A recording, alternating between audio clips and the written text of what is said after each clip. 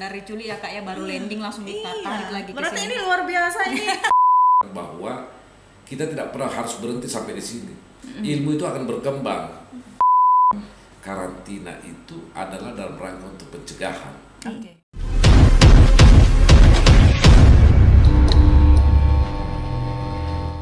Assalamualaikum warahmatullahi wabarakatuh.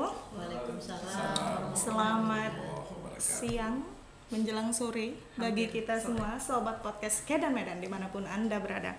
Kali ini jumpa lagi bersama saya Fitri, tapi saya tidak sendiri, saya ditemani adik saya yang cantik, seorang dokter hewan. Kenalkan, nama saya Wanda. Oke, dan kali ini kita kedatangan bintang tamu yang luar biasa, orang tua kita yang syarat dengan pengalaman. Beliau ini orangnya humble, siapa dia? Tapi sebelumnya jumpa lagi dengan sobat podcast Kedan Medan. Podcastnya Karantina Pertanian Medan. Baik, kembali ke bintang tamu kita yang spesial hari ini ya. Spesial sekali ini, sangat spesial. Diundang dari Jakarta. Iya, jauh.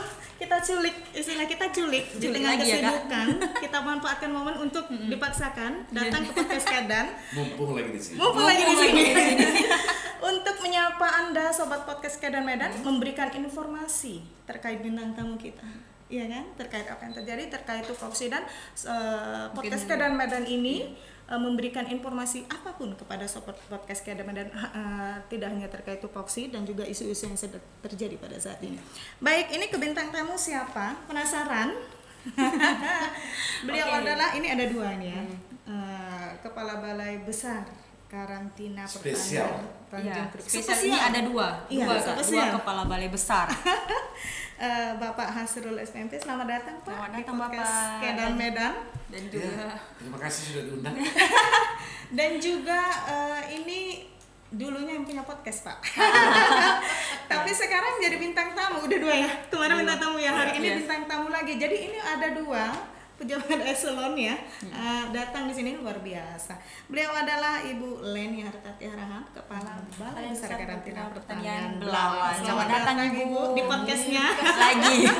Aduh, Podcastnya sebelum orang Medan. podcastnya orang Medan. Karena Kedan ini, Kedan. itu Iya. pemberian nama dari beliau Pak, artinya teman. Jadi Kedan ini teman. Jadi siapa yang narasumber ini punya ikatan batin sebagai teman yang kuat. Langsung menjadi Kedannya kita. Langsung. Oke, apa kabar Bapak? Alhamdulillah baik. Alhamdulillah sehat Dari Pak. Jakarta pagi sampai sini sempat ngobrol sebentar di luar, kemudian masuk ke podcast. Langsung dari Pak. Jakarta langsung. Dari awal udah disampaikan nanti mau podcast. Oke, saya setuju. Oh. Karena pengetahuan itu harus disebarkan sampai kemanapun juga, Sampai kemana. termasuk ke wilayah barat Indonesia. Mengikuti biasa. zaman ya Pak ya. Cerita ini sudah milenial, penyampaian informasi yang diterima banyak pihak itu melalui seperti ini podcast. Iya, salah Media satunya, sosial, salah salah satunya, satunya iya. seperti itu. Benar-benar dari Juli ya kak ya, baru landing langsung ditarik lagi ke Berarti sini. ini luar biasa ini. Kita sangat bersyukur sekali bintang tamu kita kali ini. Dan Ibu Leni apa kabar? Ibu Leni apa kabar? Kok sedih ya nanya apa kabar? Sedih. Dah, ini kita mau tanya-tanya Pak tentang karena Pak Asrul ini adalah beliau Kepala Balai Besar Karantina Pertanian Tanjung Priok. Apa yang di sana? Bagaimana Iya. di sana? Kita Iya. kulik-kulik. Sobat podcast Kedan Medan mungkin bisa mendengar dan mendapatkan informasi. Ya, Ya. perihal terutama kan kak, kalau kita tahu Tanjung Priok Langsung. ini sumber sentralnya perekonomian kita Indonesia. Iya. Mungkin sobat Kedan kita ini sedikit Pengen penasaran tahu. kali ya, penasaran tentang gimana sih gambaran Tanjung Priok itu skala dari pandangan, dari bayangan-bayangan yang mungkin boleh dipaparkan kepada teman-teman kita yang Sobat Kedan sobat ini. Kedan ini, terutama tentang tantangan-tantangan yang sering Ya, dihadapi betul, Pak betul. selama menjabat ya Sebagai Kepala kepala Balai Besar Tanjung Priok. Tanjung Silakan, Priok. Pak. Iya, jadi saya kan menempati Tanjung Priok itu baru kurang lebih hampir setahun, hampir 2 tahun ya. 2 tahun. 2 tahun. Nah, terus kemudian saya melihat bahwa di Tanjung Priok itu sebagai pelabuhan utama di Indonesia itu pasti menjadi pusat ekonomi. Kenapa menjadi pusat ekonomi? Karena seluruh komunitas-komunitas yang baik impor ataupun ekspor itu banyak di Tanjung Priok. Kalau impornya kenapa dia banyak? Karena memang masyarakat di wilayah Jawa itu kan cukup banyak. Jakarta aja sudah sekitar 20 juta kan, itu harus terus tersedia. kemudian Jakarta bukan menjadi tempat produksi komoditas pertanian. Nah, terus kemudian masyarakat di wilayah Jawa itu mereka kebutuhan untuk konsumsinya itu sudah sangat beda dengan daerah lain. Ya mungkin lidahnya udah lain lah. Nah, sehingga memang kadang-kadang dibutuhkan juga beberapa produk yang harus dimasukkan ke Indonesia dengan cara impor. Nah, kenapa itu menjadi ini? Ya memang mungkin seperti itu ya kondisinya ya. Nah, untuk saat sekarang ini di Tanjung Priok itu menjadi tempat pemasukan impor yang terbesar di Indonesia, khususnya untuk komoditas pertanian.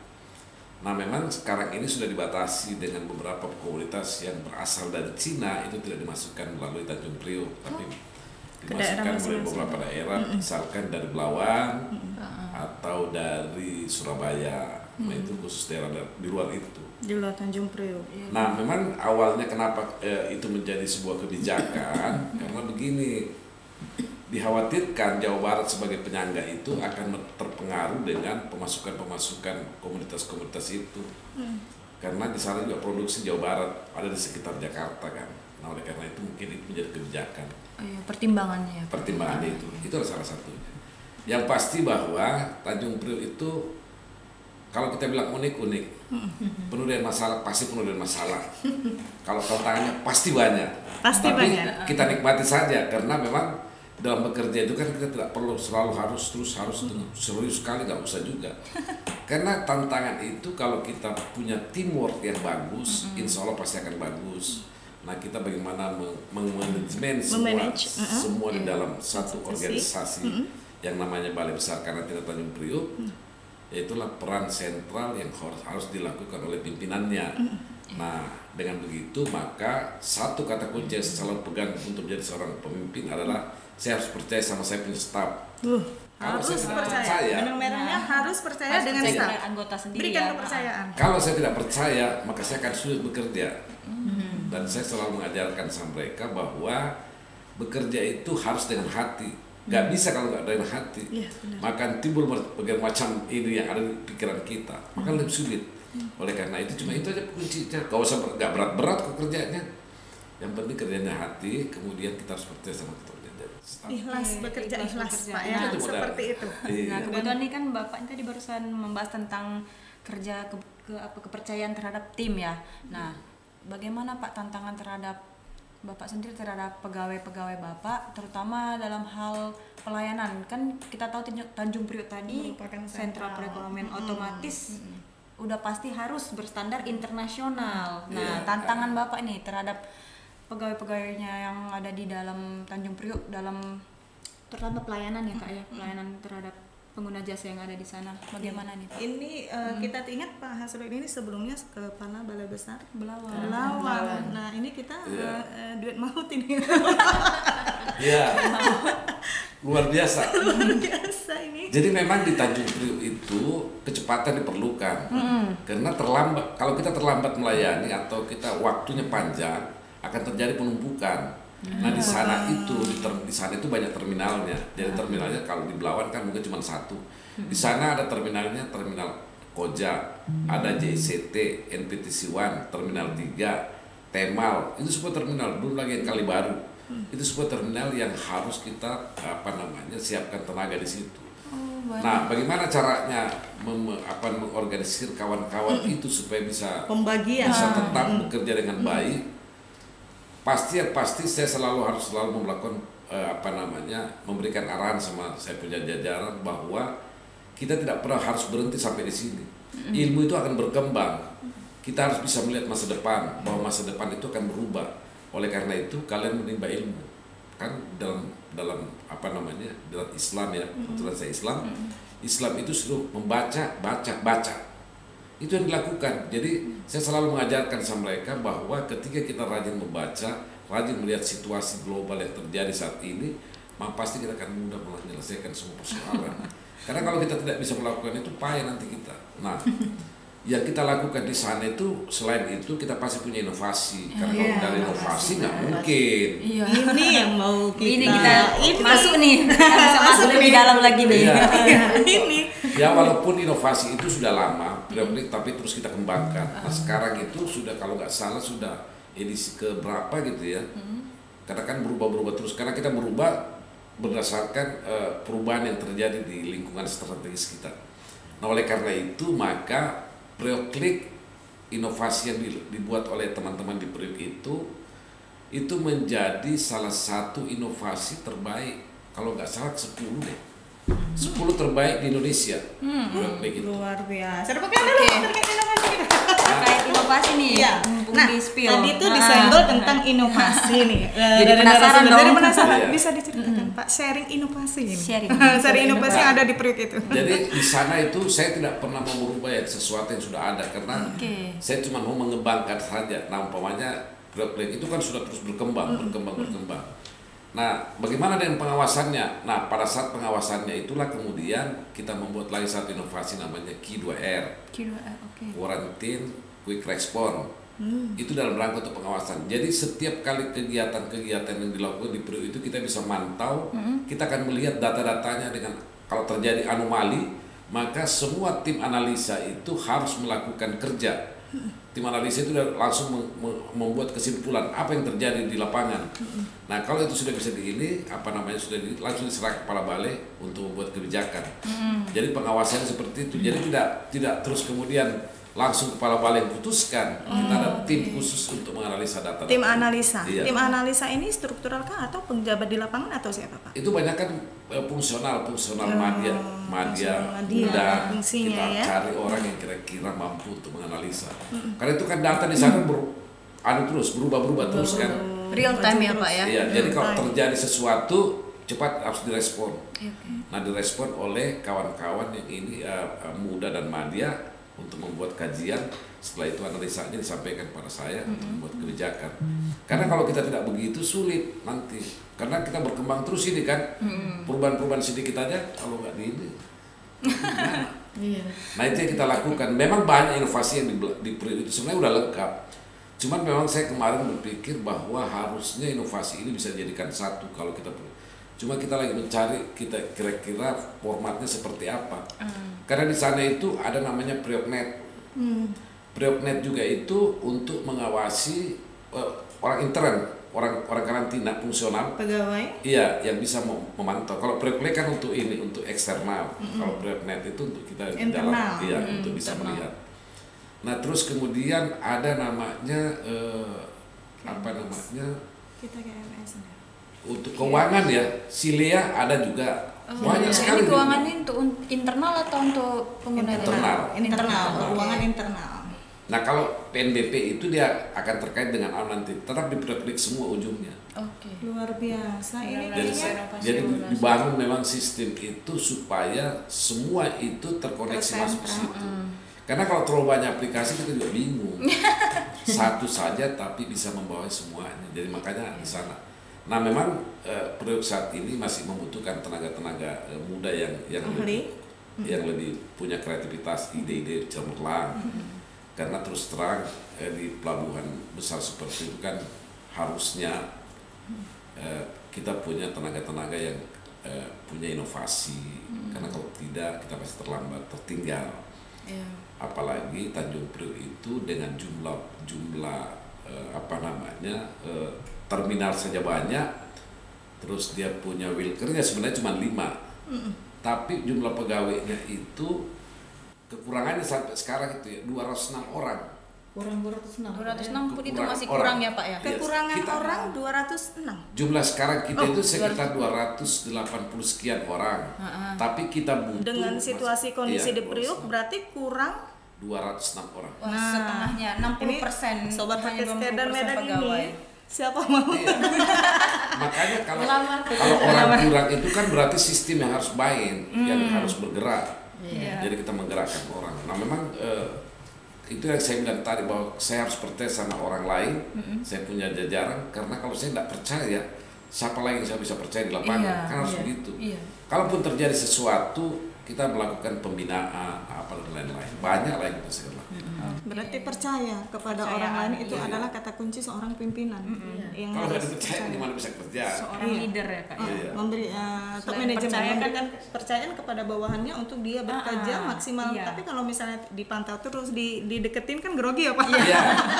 Misalkan kita ada pelatihan sekarang ya. Iya.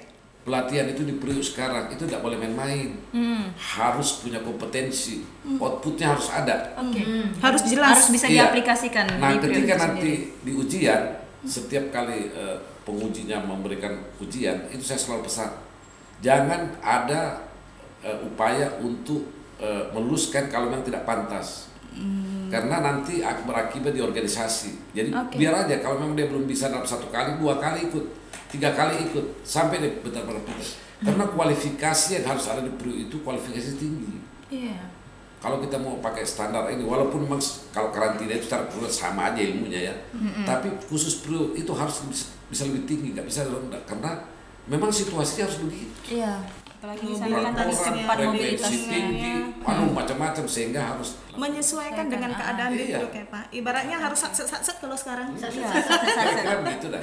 Kira-kira Oke. Ini nih ada topik yang agak sensitif nih Pak. Kira-kira kan kita kan tahu Priok itu kan besar, banyak kontainer-kontainer, dan yang paling sensitif nih tentang kepentingan nih Pak. Boleh nggak di-sharing bagaimana cara Bapak Menyikapi. menghadapi dan menyikapi Iya, kepentingan-kepentingan itu? Kemudian ada Memang. yang kepentingan tersendiri. Itu pasti di pelabuhan-pelabuhan. Saya kira bukan cuma di Priuk, di mana-mana. Ini sharing ini khususnya Priuk Sharing-sharing ini jadi pengalaman. sentralnya barometer. Cuma kita selalu berpikir, saya selalu ingatkan sama saya punya staf bahwa karantina itu adalah dalam rangka untuk pencegahan. Oke. Masuk. Nah, selalu kita berpikir bahwa yang mana duluan sih, administrasi atau teknisnya. Kan selalu berpikirnya begitu. Pasti dilema, setiap orang karantina saya tanya pasti berbeda jawabannya. Tapi oke lah, saya lebih cenderung begini, ketika itu punya resiko yang yang besar, jangan kemudian kita berupaya untuk melakukan hal-hal yang di luar ketentuan. Nah kan pertimbangan-pertimbangan beda kalau situasinya memang darurat seperti kemarin PMK dan lain-lain, itu kan pasti ada Situasional perbedaan. gitu. Situasional kayak kemarin juga SM di sini, itu situasinya harus kita bisa lihat juga. Nah kita cek dulu, kumpulin rapat. Jadi semua keputusan di Priuk itu bukan keputusan kepala balai saja, semua orang bisa memberikan penyampaian juga. masukan. Ya. Kemudian nanti kita olah, kita cari yang terbaik, baru kita keluarkan. Jadi, kalaupun ada tekanan, pasti keputusannya pasti keputusan bersama. Oke, benar-benar Nggak bisa, mengayomi nggak ya, boleh. Pak. Dipertimbangkan matang-matang, Iya. jadi secara itu sudah digodok jadi keputusan bersama di sela waktu yang Ternyata mepet. Bapak seorang yang mengayomi ya Kak ya. Ih, luar Cepat, Cuma sekedar kalau nggak bisa memimpin. lambat, lewat. Ujungnya akan timbul masalah baru. Karena satu hari itu di Tanjung Priuk itu, yang saya dapat informasi itu, khusus untuk JCT, itu dalam 1 hari aja yang masuk aja sudah 7.000 kontainer. Wow, 7.000 itu di Satu mana tuh? Itu hari. baru 1 TO, belum yang TO-TO lain. Luar biasa sobat Itu podcast kan dan Madam, bayangkan jutaan. 1 hari 7.000 kontainer. Iya. Luar Cocok biasa. dikatakan sangat kekurangan. Profesional atau kita percaya nih.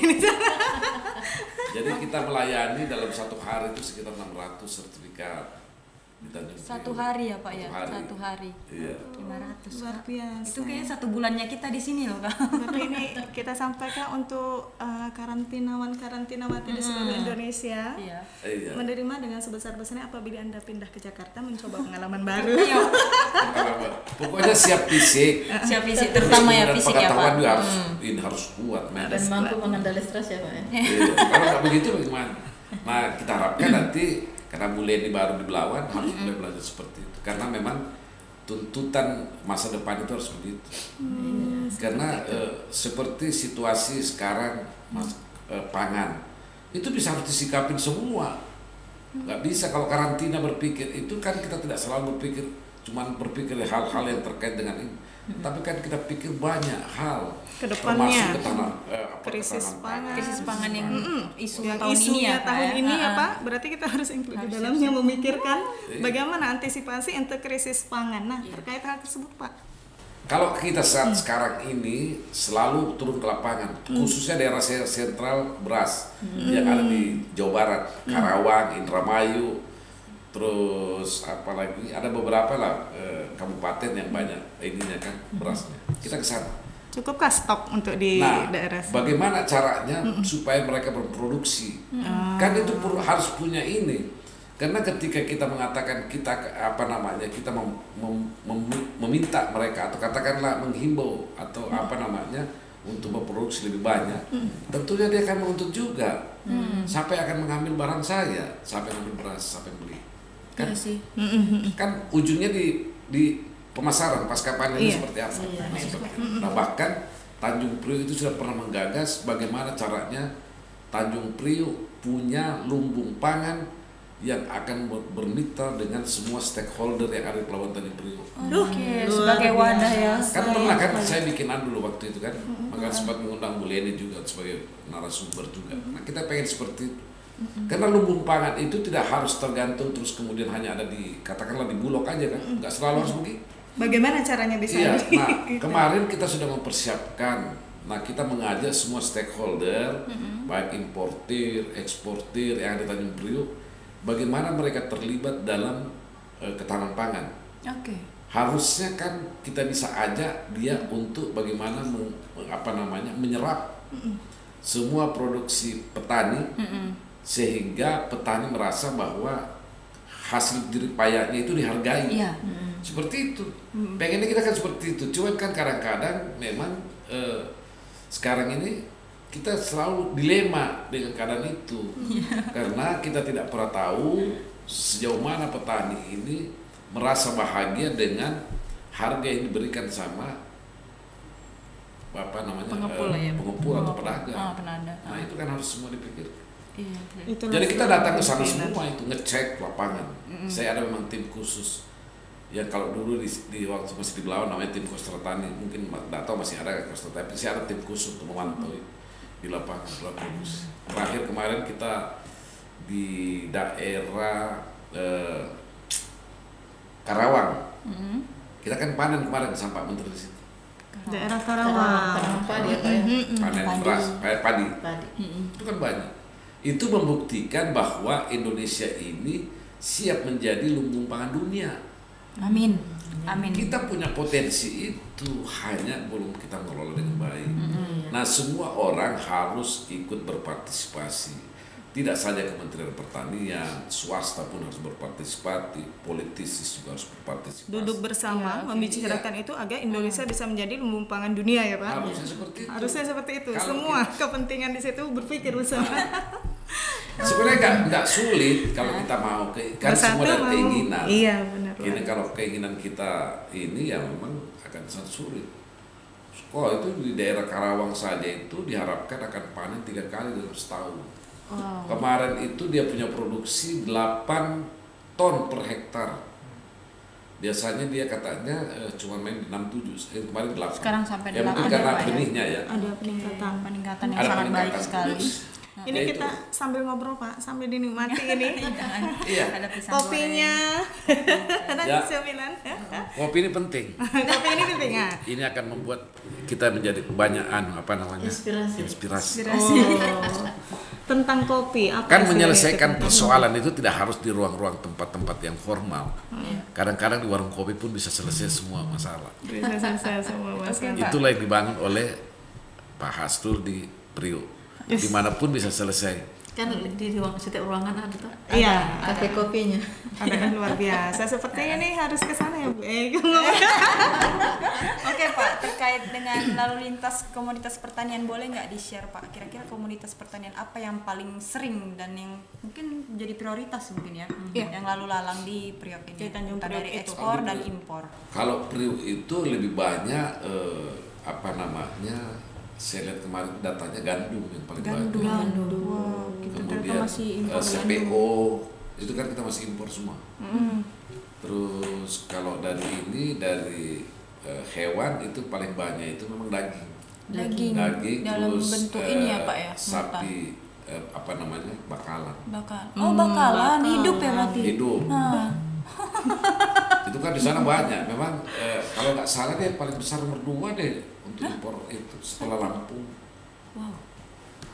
Karena setiap tahunnya kan kita impor dari sana itu kurang lebih ada sekitar 350.000 ekor. Iya, ini yang tadi mungkin harus saset-saset karena kan nggak mungkin satu harian itu hewannya di situ kan nanti penimbunan kotoran ya Pak ya, memicu Iya. penyakit lainnya.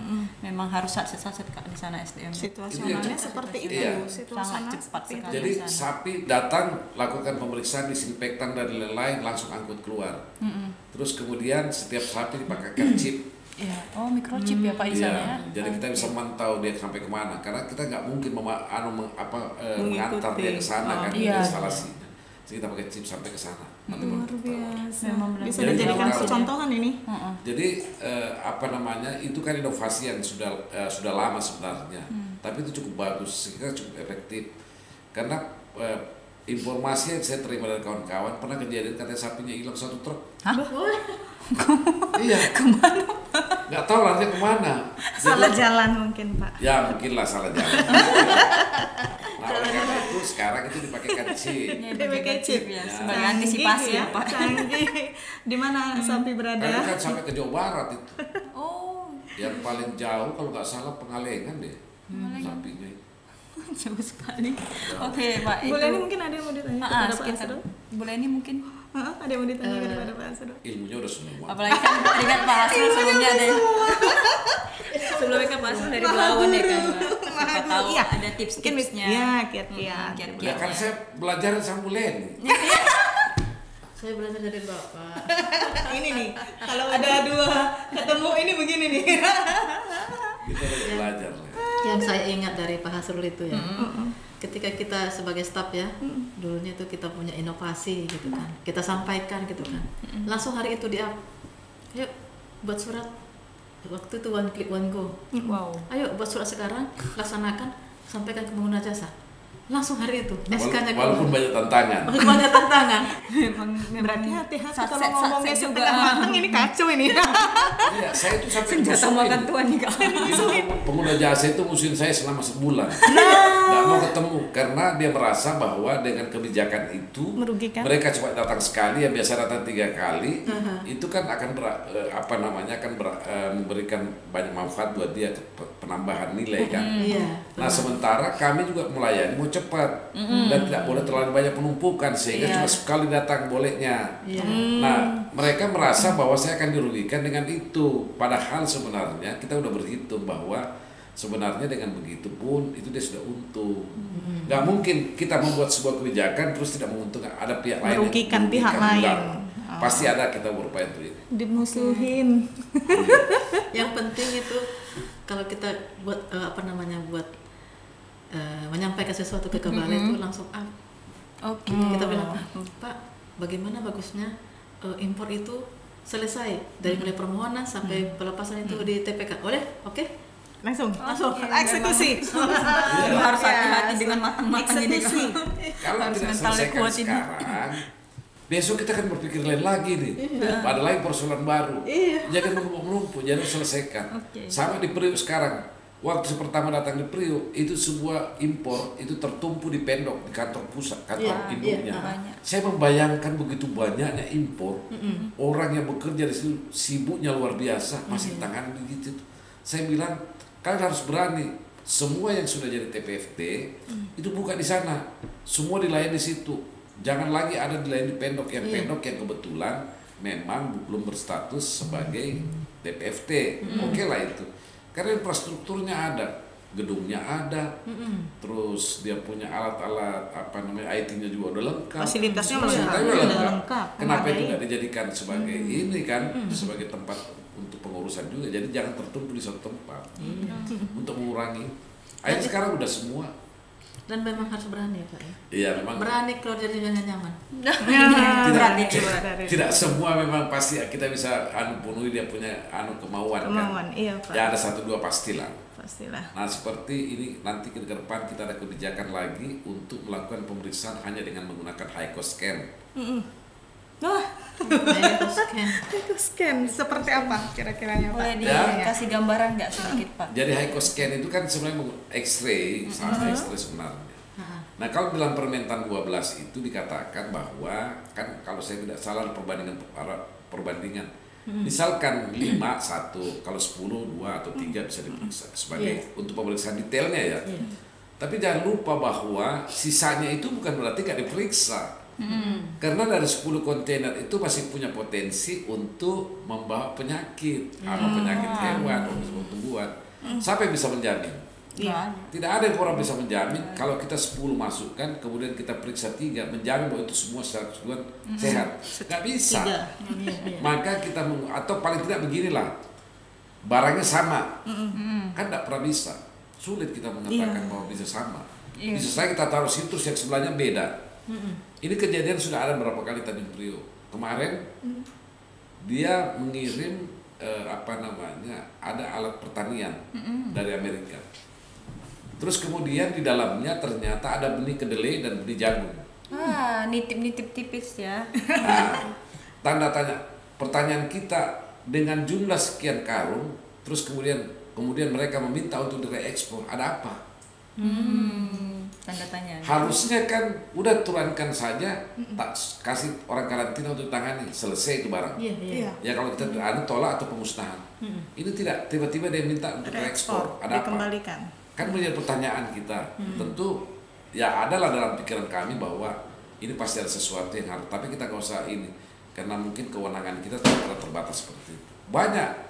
Terus kemudian kemarin ada lagi pemeriksaan lain yang kita tidak pernah tahu isinya apa di dalam. Nah, oleh karena itu maka kebijakan untuk melakukan pemeriksaan melakukan high cost scan itu untuk memastikan semua komoditas yang ada di dalam itu sama dengan yang kita periksa secara detail. Kalau penyakitnya kan nggak mungkin pakai high cost scan, nggak bisa, pasti ini komoditas. Tapi siap nih. harapan kita bisa lebih cepat Luar biasa. dan harga bisa lebih murah. Oke, kayaknya bakal diintip ini sama Ibu Kabalai Belawan Iya, ini. karena kemungkinan besar nanti di Belawan akan diterapkan juga. Makanya saya juga datang ke sini sebenarnya dalam rangka melihat juga Belawan itu, karena dia kalau tak salah sekarang sementara dalam pembangunan atau pembuatan di situ high cost scan-nya itu, sehingga ke depan nanti bahwa apa yang dilakukan oleh Priok dilakukan juga oleh Belawan, terus kemudian Surabaya. Dan juga Dan kalau balai-balai bisa besar semua lainnya, ya, semuanya juga melakukan mungkin hal sama. tidak hanya balai besar, mungkin yang lain Itulah yang baik. cara harapan untuk kan. mempercepat inilah pemeriksaan. Pemeriksaan luar efisiensi biasa waktu, inovasinya. mencegah Luar dwelling biasa. time, Luar itu sih yang luar biasa. biasa. Oke Pak, Ini kalau kita 30 lanjut menit, nih. kita lanjut. Kita sudah di kode. Ini mumpung momen ya, momen. Ini kalau saya melihat dua orang ini seperti ini ayah dengan anaknya gitu. Nah, ada untuk kabalai kami lagi. Saran, masukan untuk beliau dan juga nanti untuk BKP Medan.